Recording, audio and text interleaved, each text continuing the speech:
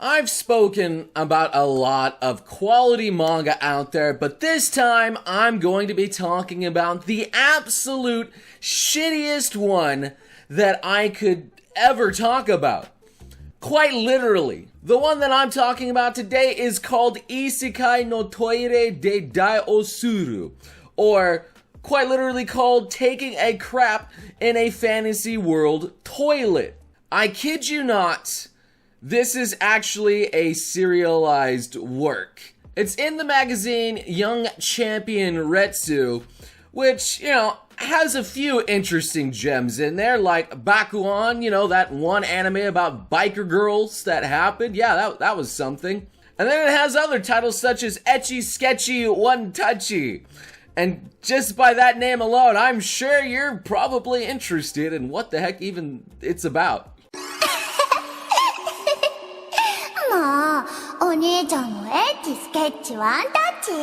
Don't worry, it's trash because it got axed.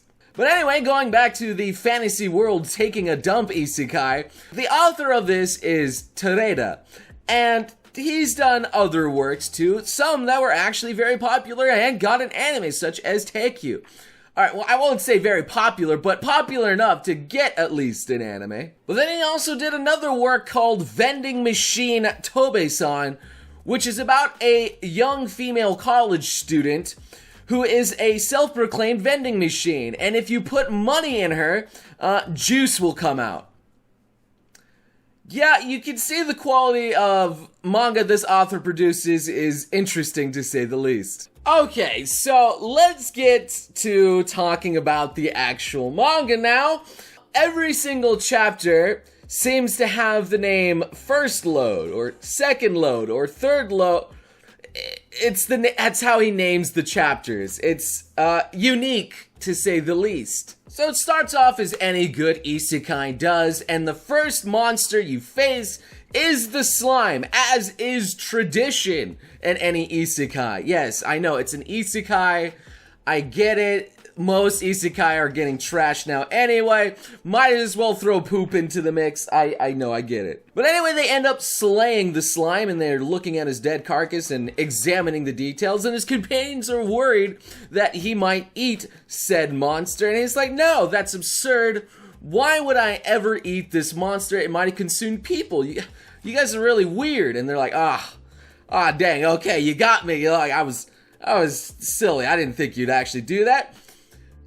And then he says, I want to try wiping my butt with it. And, you're into a good manga when you want to wipe your butt with a dead monster carcass. I mean, that's how you know you've reached maximum quality. Like, I don't think I really need to continue, but you know what, I will, because there is so much more to be said about this manga, because it gets worse. It just gets worse and worse. So now after slaying said slime, he goes back to town where he wants to go and visit a casino. And not to gamble, mind you. It's because he spits the facts that apparently casinos have the cleanest toilets in the world, and that's where he wants to do his business. It's there where he finds his inner peace of sitting on said toilet, where he spits the fact that people spend 3 years of their lives sitting on a toilet. And anyone who doesn't appreciate said toilet time is a fool. Okay, I get the fact that, yeah, you do spend a lot of time on a toilet in your life, but do I really want a manga made out of it? I guess maybe there have been worse manga, maybe. But to be fair, this does tackle the one question that I'm sure many of you had in the billions of isekai anime coming out every single anime season, and it's how do they do their business? Because obviously they don't have bidets, and they give you leaves to wipe your butt in the fantasy world, so like, what kind of substance do they use? Well, that's where the boy comes in with his slime. Oh, great. And it's then and there, after wiping his butt with the said slime, that the most questionable and horrible thing I think happens in the manga. And it's where it jumps back out from the toilet and then goes inside of his stomach sort of say. It's... yikes, you know, oh god, why? And to spare you the visuals, let's just say the monster consumed the stuff that was inside of his stomach, and he gets a stomach ache because of it. But anyway, after a mighty battle of himself on the toilet charging up like some sort of DBZ character, he finally blasts it out of his rear. And the slime comes out and it's stronger than ever. Now, I'm not going to show you the visual associated with it, but it did show it. And it's utterly gross and surprisingly nasty, so I'm just not going to put it on the screen for your sake. But the chapter ends there with just the punchline of the slime coming out of his butt. That's how it ends, and that's how typically these always end. It's not about the fight scenes or the other stuff, it's about the toilets and the facts. To give you a little taste of how the other chapters typically come out, the wording there is deliberate, I'm not going to lie, is they do other sort of weird adventures, and he spits other factoids, such as them wandering through the jungle, and they encounter leeches, where he spits the fact that, hey, did you know that in this place called Papua New Guinea, they have a habit to take dumps while going through the jungle to not be attacked by leeches? I mean, great factoids. Just, I really needed to know this. It's then in there that they get attacked by a plant monster, which is why they came to this forest in the first place, to get its leaves. They chop it up, and then inside they discover that there's aloe. And Crapcoon, our protagonist here, makes the assumption that the goddess must have been constipated to send them on this quest because she needed the aloe from the plant to cure her constipation. Apparently, Alexander the Great took control of an entire island just to get some aloe to cure his constipation. I guess maybe this entire chapter was based on that factoid alone? I mean, this guy is so obsessed with toilets and cleanliness about going to the toilet that even while in the desert, instead of using the water to drink when his companions are thirsty, he would rather use the water to clean his buttocks. Like, how do you make this up, man? The chapter continues with him making the discovery that, hey, we're in the desert, perhaps you can just use the sand to wipe your buttocks with. I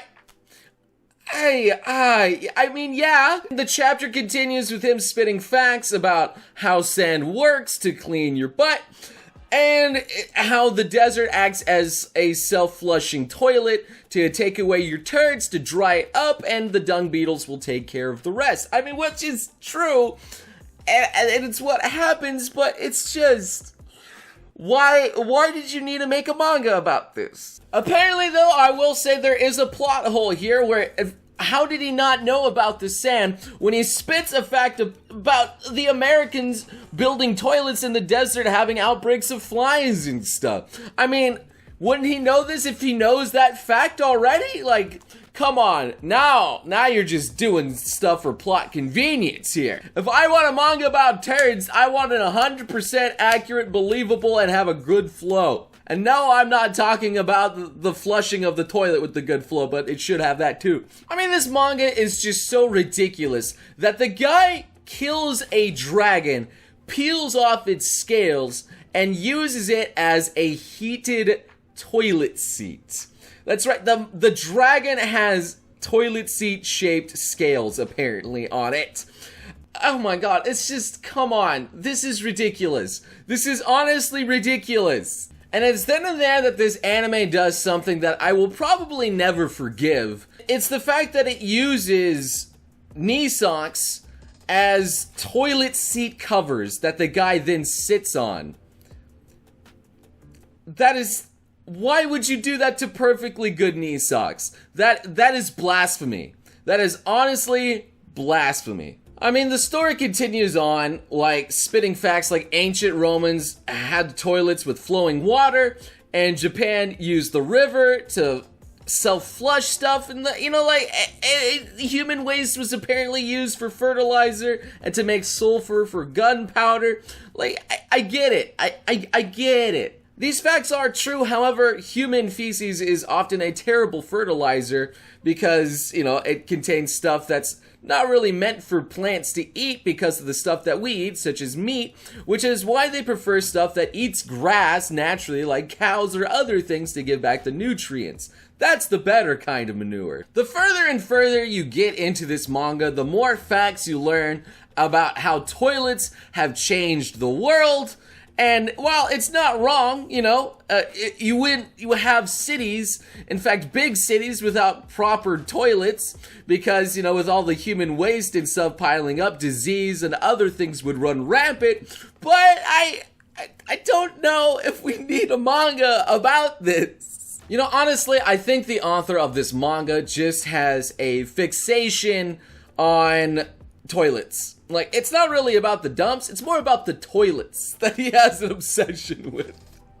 And there is a lot of toilet knowledge inside of this, like an absolute crap ton, if you could say. Man, the puns today are great. Would I recommend this manga? You know, it's bad. It's honestly, I mean, the facts are interesting, I guess, and that's about it. The art is just kind of dumb. The humor is okay, I suppose, with the jokes that go on, but they get very repetitive after a while. You know, because it's honestly the same crappy punchline, so to say. But you know, it makes an interesting video to talk about, and now you know the absolute shittiest manga out there. If you guys would like to support the series where I investigate other manga and show you some of the national treasures are out there, then definitely leave a like. Subscribe for some more quality content, and I hope to see you beautiful sons of guns again next time. You crazy mother...